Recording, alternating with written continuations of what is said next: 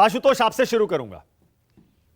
क्या यह हार का डर है आशुतोष, या फिर बीजेपी जो हर बार चौंकाती है अपने फैसलों से, एक बार फिर उसने एंटी इनकम्बेंसी पूरी तरह खत्म करने के लिए सबको चौंकाया है अपने इस फैसले से?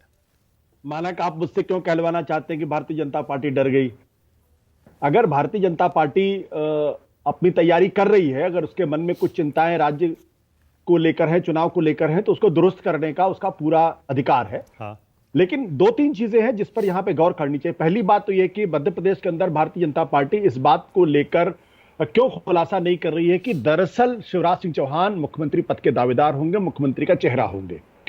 नरेंद्र तोमर को, अगर जो केंद्रीय मंत्री हैं, कैबिनेट मिनिस्टर हैं, पावरफुल मिनिस्टर हैं, अगर उनको विधानसभा का चुनाव भारतीय जनता पार्टी लड़ा रही, इसका मतलब यह कि मुख्यमंत्री के लिए जो दावेदारी है वो खुली हुई है।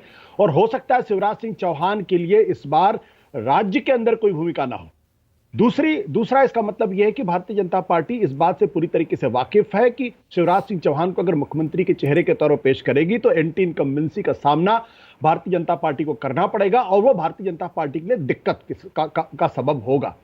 इसके साथ साथ दो और मिनिस्टर, सेंटर के मिनिस्टर्स और 3 और मेंबर ऑफ पार्लियामेंट और कैलाश विजयवर्गीय, जब 39 लोगों के लिस्ट में ये 7 लोग आते हैं तो इसका मतलब यह है कि बीजेपी की चिंताएं गहरी हैं मध्य प्रदेश को लेकर, और यह होनी भी चाहिए, स्वाभाविक भी है। देखिए, मध्य प्रदेश के अंदर भारतीय जनता पार्टी 18 साल तक वहां पे सरकार में रही। 2003 के बाद से अगर आप ध्यान दें, या 2003 या 4 के बाद से, बीच में तकरीबन 1.5 साल था जब कांग्रेस पार्टी वहां थी। तो 18 साल कोई भी पार्टी का सरकार में रहती है और लगातार अगर सरकार में रहती है तो उसके खिलाफ एंटी इनकम्बेंसी होना बहुत ही स्वाभाविक सी स्थिति, इसमें कुछ भी अप्रत्याशित नहीं है, कुछ भी ऐसा नहीं जिसके ऊपर चिंता की जाए। तो बीजेपी अगर ये साबित करना चाहती है कि हो सकता है शिवराज सिंह चौहान को मुख्यमंत्री के तौर पर ना पेश करे, हो सकता है नरेंद्र तोमर मुख्यमंत्री के तौर पर एक चेहरा हो सकते हैं, तो ये अपने किले को मजबूत करने की कोशिश कर रही है। लेकिन इस बार का जो विधानसभा चुनाव है मध्य प्रदेश के अंदर भारतीय जनता पार्टी के लिए बहुत बहुत मुश्किल भरा है, और उस मुश्किल को पार करने की सारी कोशिशें इस लिस्ट के माध्यम से करने की कोशिश की जा रही। आपको याद दिला दूं, पिछले 6 महीने में खुद प्रधानमंत्री नरेंद्र मोदी 7 बार मध्य प्रदेश गए हैं, 7 बार। और इसके अलावा जो ऑनलाइन और तमाम तरीके की चीजें वो लगातार कर रहे हैं। अमित शाह भी लगातार वो मध्य प्रदेश का दौरा कर रहे हैं या खुद उसकी पर्सनल मॉनिटरिंग कर रहे हैं। तो ये इस बात को दर्शाता है कि कांग्रेस पार्टी मध्य प्रदेश के अंदर मजबूती के साथ चुनाव लड़ रही है, और इस बार की जो चुनौतियां हैं बीजेपी के सामने वो 2018 की तुलना में ज्यादा मजबूत चुनौतियां हैं, और उनको कैसे पार करना होगा ये उसके लिए उसका रास्ता खोजने की कोशिश वो कर रहे हैं। ठीक है, लेकिन नरेंद्र सिंह तोमर को उतारकर जनता से ज्यादा एक संदेश मुझे लगता है शिवराज सिंह चौहान और बीजेपी के अंदरूनी लोगों को दिया गया है कि नरेंद्र सिंह तोमर भी एक उम्मीदवार हो सकते हैं। जनता में इसका बहुत ज्यादा संदेश आपको लगता है जाएगा कि मुख्यमंत्री बाद में कोई और बन सकता है?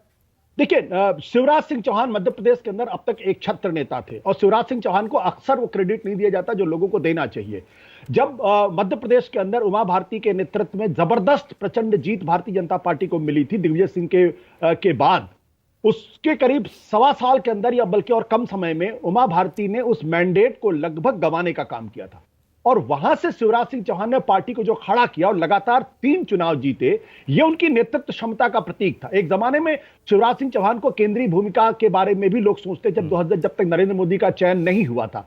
तो एक बड़े कद्दावर नेता शिवराज सिंह चौहान, लेकिन यहां पे जो महत्वपूर्ण बात है कि अकेले शिवराज सिंह चौहान नहीं, बल्कि अगर आप देखें राजस्थान के अंदर वसुंधरा राजे सिंधिया भी जो है वो मुख्यमंत्री का चेहरा नहीं है, उनको तकरीबन साइडलाइन कर दिया गया है। छत्तीसगढ़ के अंदर रमन सिंह जो लगातार 15 साल मुख्यमंत्री थे वो पूरी तरीके से परिदृश्य से गायब है।